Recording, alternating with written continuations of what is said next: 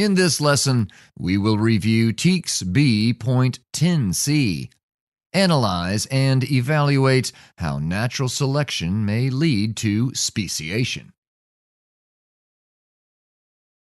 Study the photos of these meadowlarks.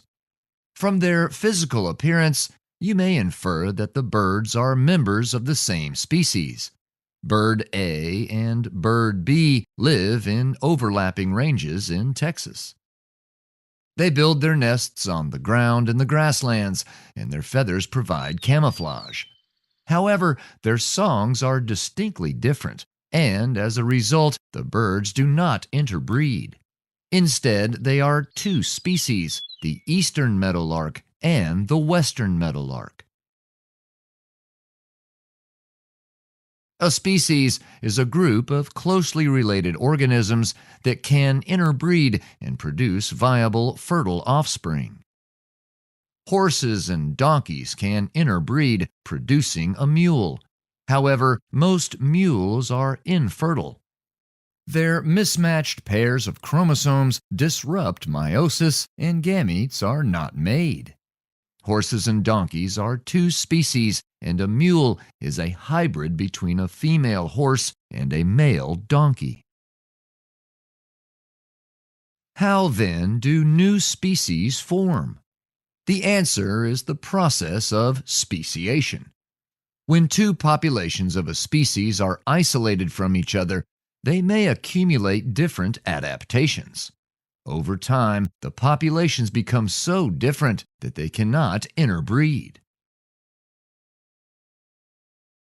Natural selection is considered a primary process for change within species, selecting variations of traits that support reproductive success. For example, cattle and bison had a common ancestor. Over time, as the animals adapted to their different environments, new species formed. An example of speciation is seen in the mini-species in the genus Ragalides, native agricultural pests commonly called maggot flies. The adults feed on the fruit they ate as maggots, originally native hawthorn trees. About 150 years ago, when fruit trees were planted in orchards, the flies began infesting apples.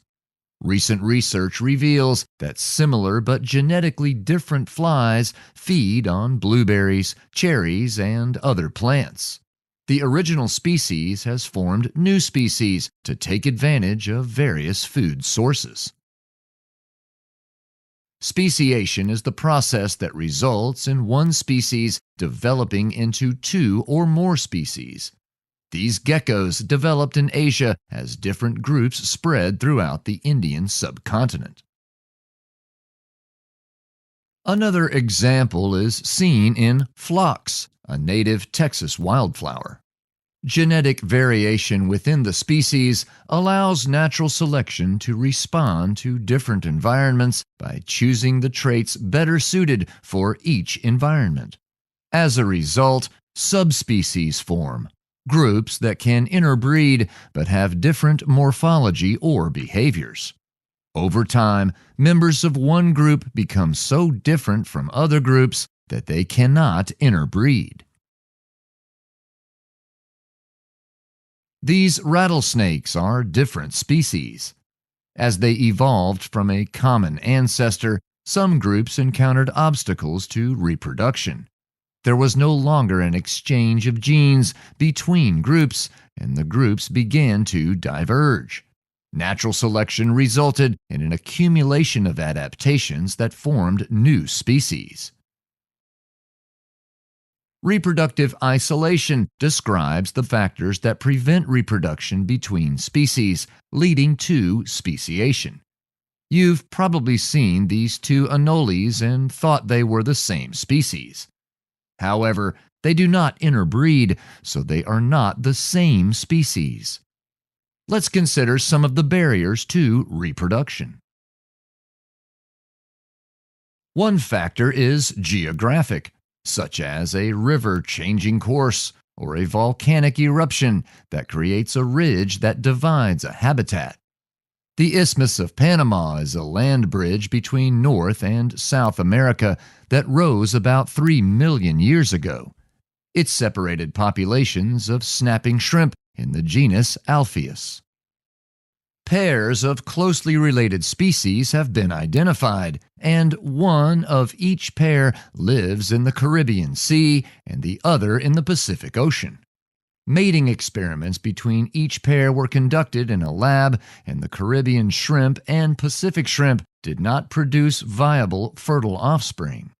In the wild, the land bridge isolated the populations on either side of the isthmus, and new species formed.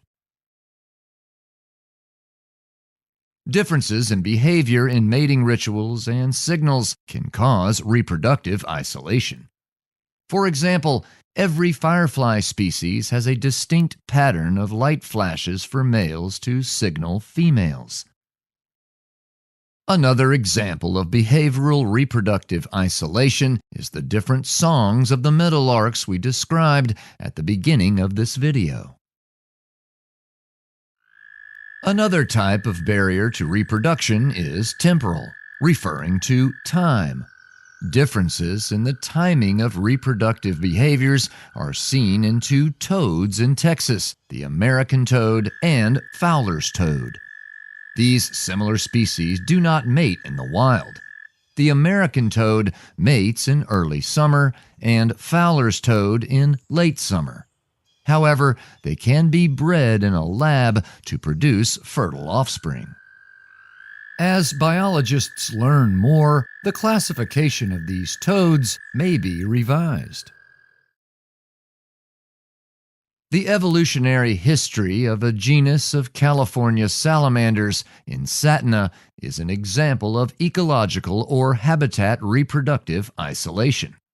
Scientists studied the salamander's morphology and genomes and determined that the salamanders originated in Northern California. Pioneering populations moved south along both sides of the Central Valley. As the diagram illustrates, the groups encountered different environments, and natural selection resulted in changes as the pioneers adapted to new habitats. When the groups reunited again at the valley's southern end, most of them no longer interbred. The offspring of those that do mate often fail to develop. Thus, scientists consider Insatna as one species with multiple subspecies.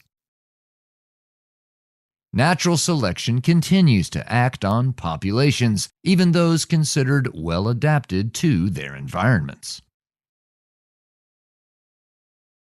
Let's consider orcas, killer whales. As apex predators living in the world ocean, it is easy to think their species is well adapted and will not change. Although rarely seen, the National Wildlife Federation estimates that as many as 500 orcas may live in the deep waters off the Texas coast. Based on their similar appearances, all orcas were thought to be one species. However, observations of their behaviors, including their sounds, prompted a study of the genome of over 100 different killer whales. The data suggests there are several species and subspecies. Genetic variations among orcas include whether this mammal can store the essential amino acid cysteine between meals. The killer whales who eat fish, such as tuna, feed throughout the day. The killer whales who feed on other mammals, such as seals, may eat just once per day. Their food source is less dependable than the fish-eating orcas. The variation enabling mammal hunters to save cysteine for later use is an advantage for their survival and may lead to a new species. As a result of speciation, the living organisms we are familiar with will change over time. Environments are constantly changing, putting pressure on species to adapt. As the differences accumulate and new groups form, life on Earth may become vastly different. Let's review the vocabulary for this lesson. Behavioral isolation. Differences in courtship and mating rituals prevent reproduction. Ecological isolation. Habitat preferences of species lower the probability of mating. Geographic isolation. Separation of two populations by a physical barrier. Natural selection. Process by which individuals with traits well adapted to their environment survive and reproduce in greater numbers than individuals less well adapted. Reproductive isolation.